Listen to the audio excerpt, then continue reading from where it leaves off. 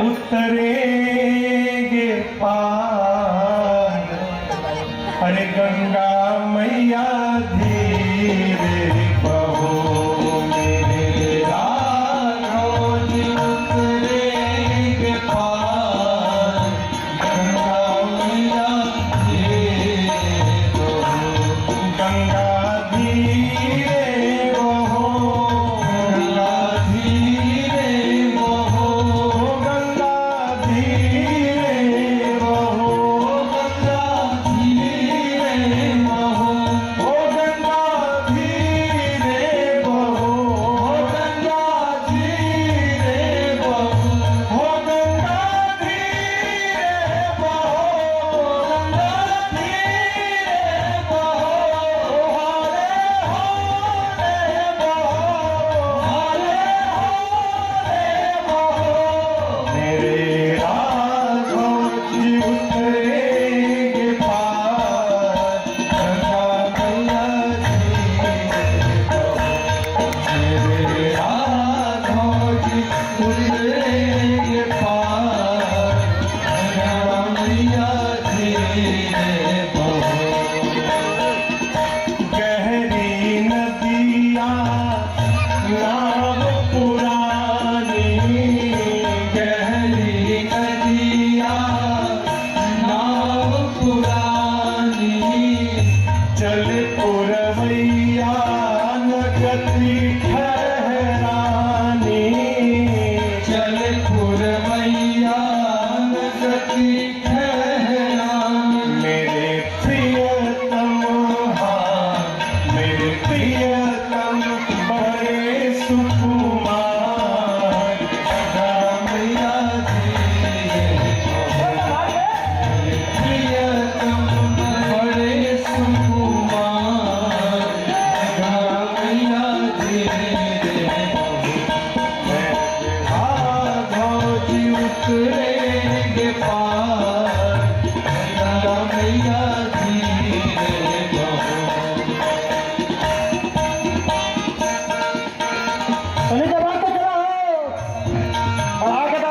राम सिया लखन बिराजे, राम सिया लखन बिराजे, शीश जटान मुनि पर साजे, शीश जटान मुनि पर साजे, शोभा आज शोभा बनी है अपार, गंगा मैया धीरे बहो, आज शोभा बनी है अपार, गंगा मैया धीरे बहो, मेरे राघव जी उतरेंगे पार, गंगा मैया धीरे बहो।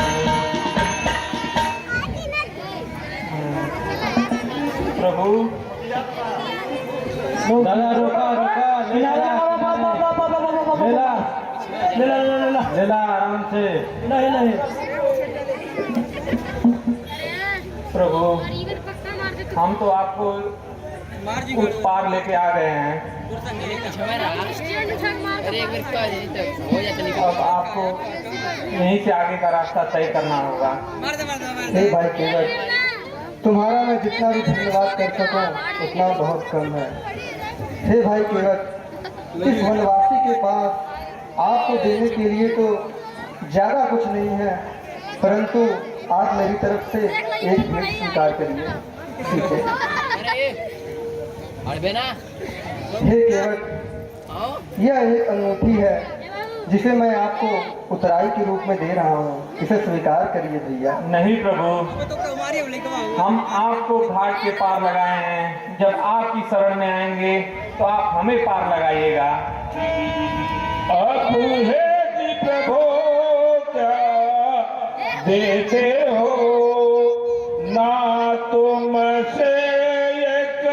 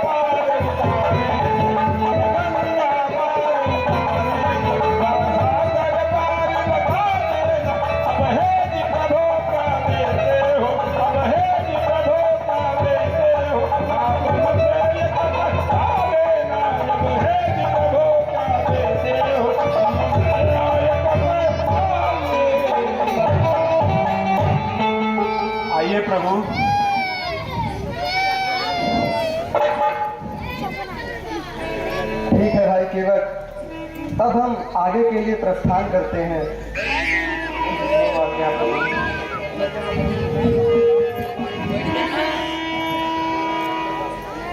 आयुष्मान भव।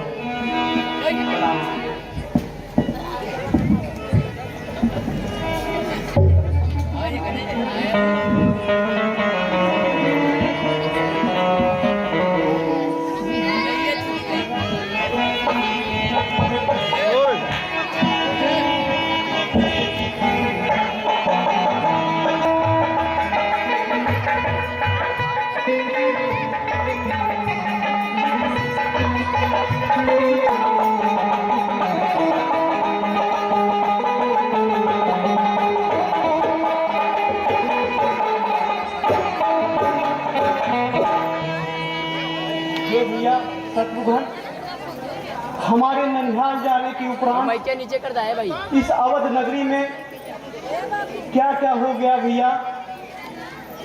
पिताश्री परलोक गमन कर गए, भैया वन को चले गए। हे अवधपुरवासियों, हे भैया शत्रुघ्न, इस अवधपुर को देखकर तो ऐसा ही प्रतीत होता है मानो एक बंजर भूमि की भांति तप रही है। सारे पुष्प कुमला जाते हैं। सरयू नदी ने भी अपनी धारा रोक रखी है। मानो ये सभी कह रहे हैं मेरे रघुनाथ को अवध में लाओ, मेरे रघुनाथ को अवध में लाओ। तो हे अवधपुरवासियों, हे बंधु देखिए आप सभी मेरे हितकारी प्यारे हो। मैं प्रभु से मिलने जाता हूँ, तुम नगरी के रखवाले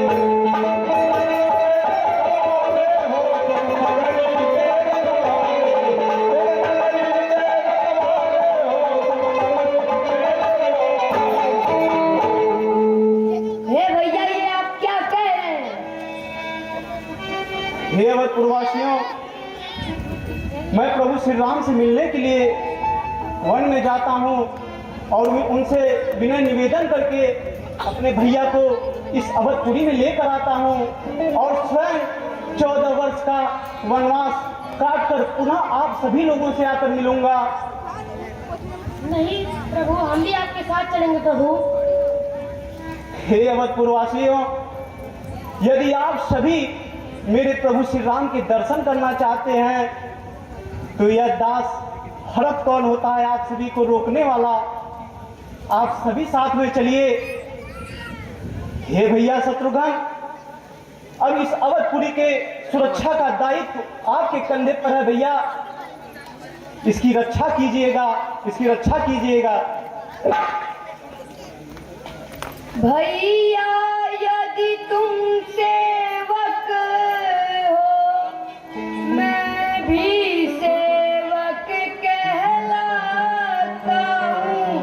यदि आप राम के अनुज हुए, मैं भी तो अनुज कहलाता हूँ।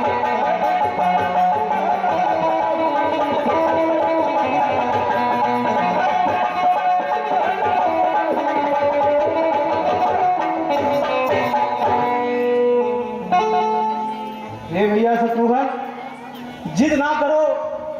यदि आप भी इस अवधपुरी को छोड़कर चले जाओगे तो हे भैया, इसकी रक्षा कौन करेगा? कौन इसकी रक्षा करेगा भैया? हे भैया, हम भी आपके साथ भैया राम से मिलने चलेंगे।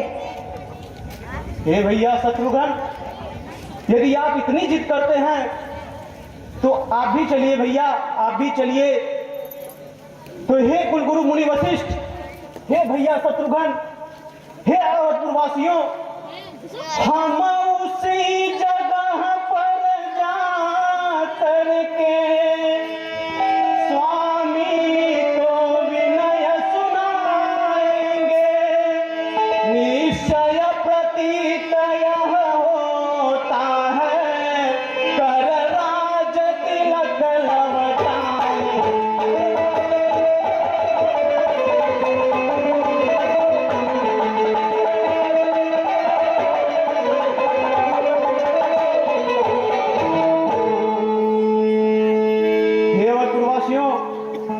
हे कुलगुरु मुनि वशिष्ठ, अब शीघ्र अतिशीघ्र वनगमन के लिए तैयार हो जाइए। अब हम सभी लोग प्रभु श्री राम को मनाने के लिए वन में चलते हैं।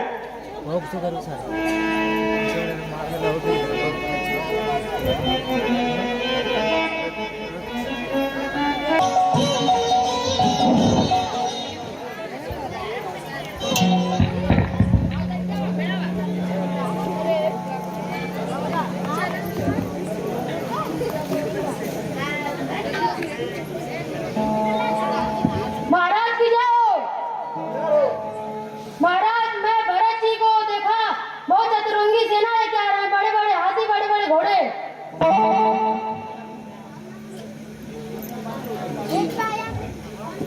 क्या कह रहे हो मंत्रीवर? हाँ महाराज। भरत जी अपनी सेना लेकर किस विचार से आ रहे हैं? लग रहा है महाराज कि भरत राम जी गए वनवास, तो उनको मार के राज करना चाहते हैं। क्या कहा मंत्रीवर? इस निषाद के रहते मेरे प्रभु श्री राम पे राज तक नहीं आएगी। क्या बात हुई जो राजकुमार दल बल लेकर के आते हैं? हो सकता है निर्बल विचार संग्राम है तुझे जाते हैं।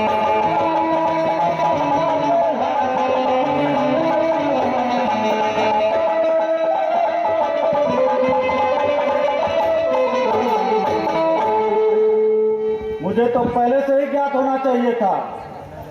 जैसी माँ कहती है कुबुद्धि, वैसा ही सुत सुता होगा। रघुवर को मार कर राज्य निष्कंटक यही सोचता है।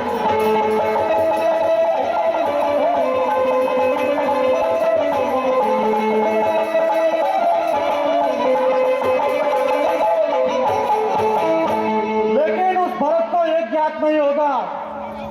प्रभु श्री राम पे आक्रमण करने से पहले उसके इस सेवक निषाद से लड़ना होगा।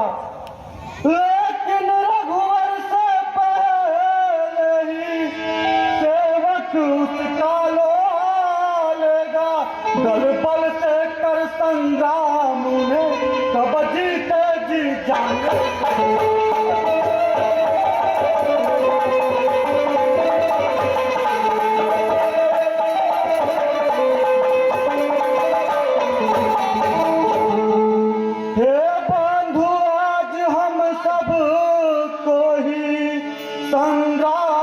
भरत से करना है श्री राम काज में, आज हमें मरने से तनिक न डरना है।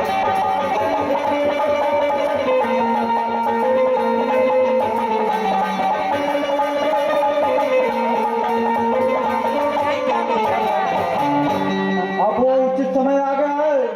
अपने प्रभु के लिए प्राणों को न्यौछावर करने का यही अवसर मिला है। यदि जीत गए तो निश्चय ही हम कीर्तिमान कमाएंगे। फिर हार गए तो भी क्या है, अतिशय परम।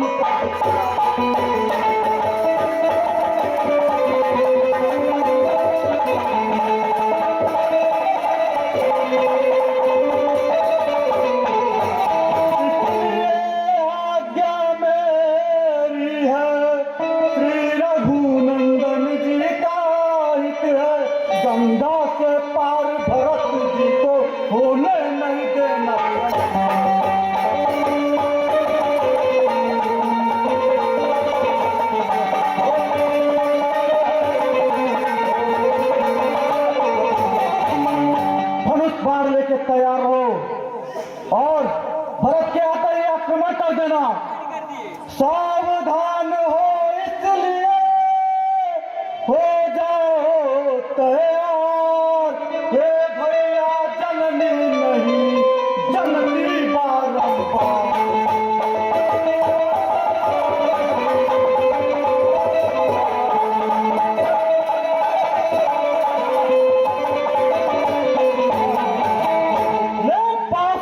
फिर सारी ले बात हाथ में फिर सारी ना हो तो शीघ्र जुटा दो तुम, फिर सच्चे सेवक होकर इनको करने का मजा चखा दो तुम।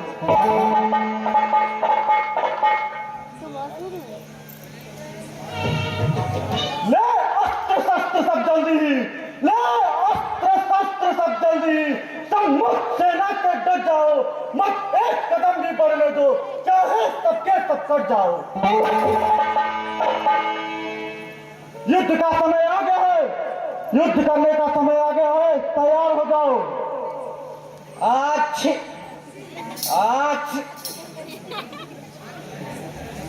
यह छीक मेरी बतलाती है, यह नीति मेरी बतलाती है, होगा न भरत से युद्ध अहो, रणनीति मेरी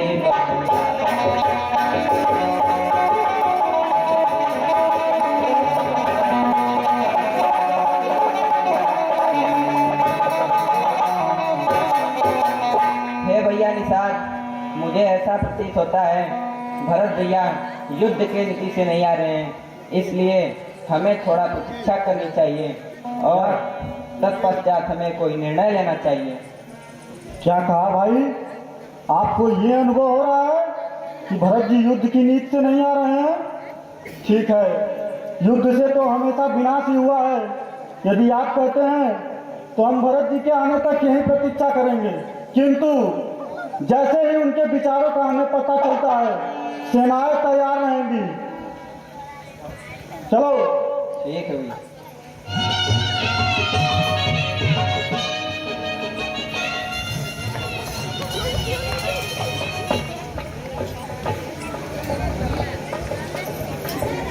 भैया निषाद, हे भैया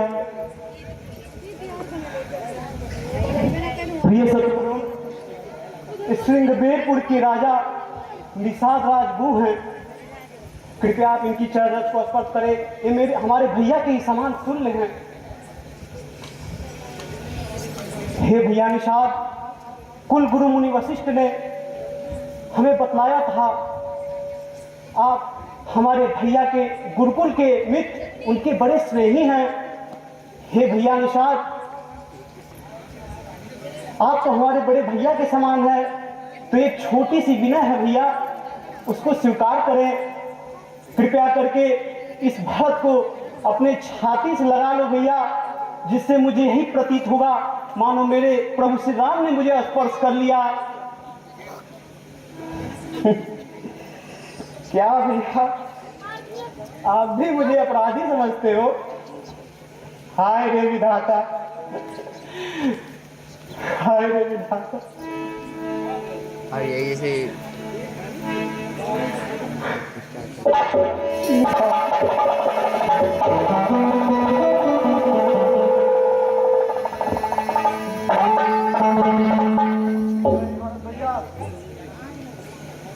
ये आप क्या कह रहे हैं? अरे मुझे तो आपसे क्षमा मांगना चाहिए। आपके आने से पूर्व मैं जाने आपके बारे में क्या क्या सोच रहा था, किंतु आप तो स्वयं श्री राम के दूसरे रूप हैं। नहीं भैया नहीं, कहाँ प्रभु श्री राम और कहाँ ये दास भरत। हे भैया, तनी मुझे इतना तो बतलाने का कष्ट करो कि क्या मेरे प्रभु श्री राम इस कपटी भरत को एक क्षण के लिए भी याद करते हैं? क्या बात कर रहे हैं भरत भैया, वो तो आपको आठों प्रहर याद करते रहते हैं। आप एक प्रहर की बात कर रहे हैं? क्या कहा भैया? आठों प्रहर? ऐसा ही मैं देख सकती मुझे को मेरी माता को भैया निषाद भिकार महा, जिसकी कुबुद्धि के फल स्वरूप रघुवर ने कह फारसा।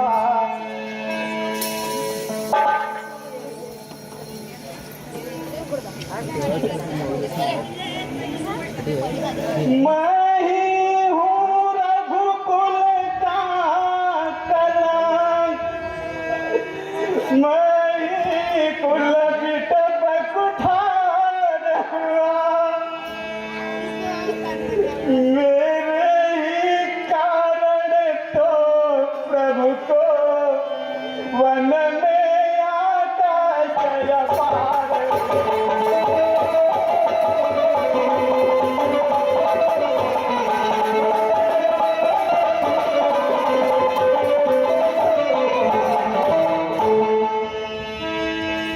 हे भैया निशा, विधाता ने मुझे और मेरी माता को धिक्कारी बनाया, विधाता ने मुझे रघुकुल का कलंक ठहराया। हे भैया निशा, अब तनिक उन स्थानों को दिखाओ भैया जहां मेरे प्रभु श्री राम ने विश्राम किया था, जहां मेरे प्रभु श्री राम ने भोजन ग्रहण किया था। भैया उन स्थानों को शीघ्र अतिशीघ्र दिखाओ। हे भैया भरत, यही वो स्थान है जहाँ प्रभु श्री राम कल रात्रि में विश्राम किए और कंदमूल खा करके अपना जीवन व्यतीत किए। क्या मेरा दिया हुआ तो उन्होंने भोजन भी नहीं स्वीकार किया। कंदमूल फल पृथ्वी पे शयन। हे भैया, अब तो मेरे सारे शोक समाप्त हो गए, बस एक ही शोक इस भरत की छाती को छलनी करता है भैया, छलनी करता।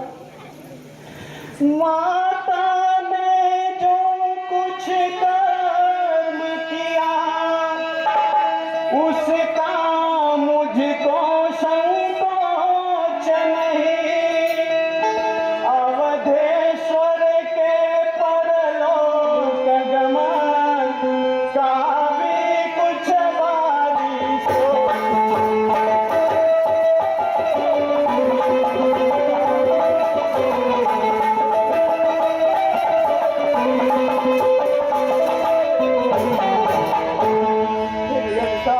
रह कर एक विचार उठता बस मेरे मन में है, स्वामी श्री सीताराम आए इस भांति भटकते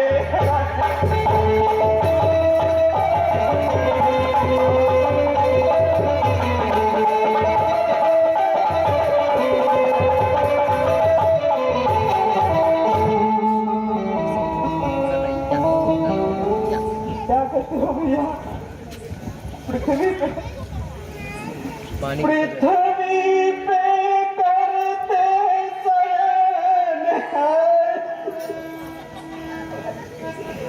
वे कंदमूल फल खाते हैं, सर्दी गर्मी और कष्ट सभी ऋतुएं बनमाई बिताते।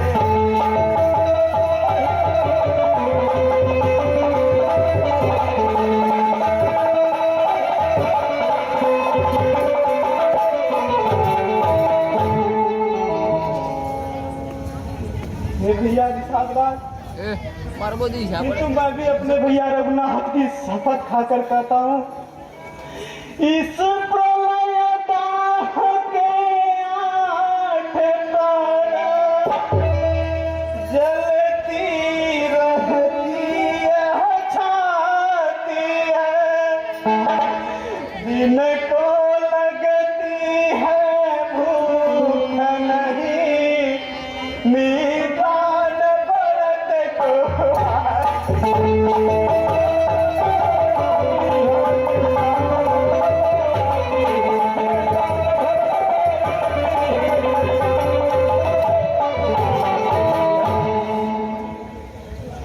भैया निशा, अब तो ऐसा प्रतीत होता है कि मेरे प्राण पखेरु उड़ ही जाएंगे भैया।